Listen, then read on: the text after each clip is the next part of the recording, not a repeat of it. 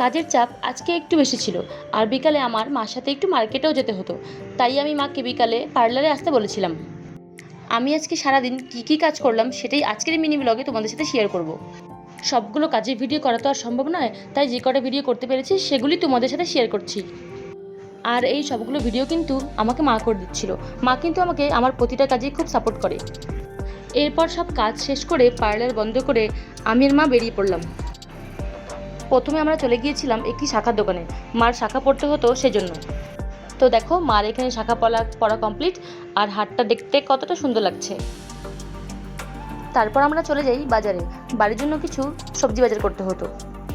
মহাবিস্তানে কিন্তু প্রতিটা বুধবার আর রবিবার করে হাট বসে, আমরাও কিন্তু হাটের দিনে গিয়েছিলাম। আমার কিন্তু বাজার করতে খুব ভালো লাগে। বাড়ির জন্য সমস্ত বাজার কেনাকাটা বেশিরভাগ কিন্তু আমি আর মাই করি।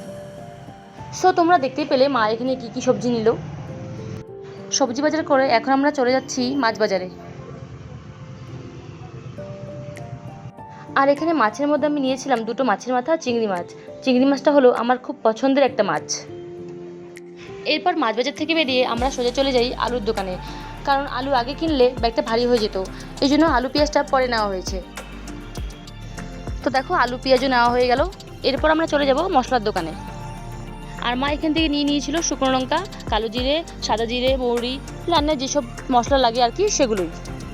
আর সবার শেষে নিয়েছিলাম একটা এঁচড়। আর ওই দেখো আমার মামি আসছে, মামির সাথে আমাদের রাস্তা দেখা হয়ে যায়। তারপর আমি, মা আর মামি আমরা সবাই টোটোতে উঠে পড়ি বাড়িতে আসার জন্য।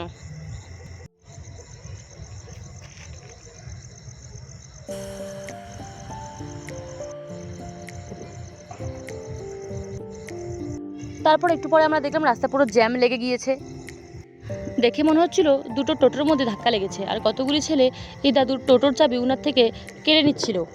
সেটা দেখে আমার খুব খারাপ লাগছিল। আমার আজকের এই মিনি ব্লগটি তোমাদের কেমন লাগলো অবশ্যই কমেন্ট করে জানিও। দেখা হচ্ছে নেক্সট ভিডিওতে। সবাইকে টাটা।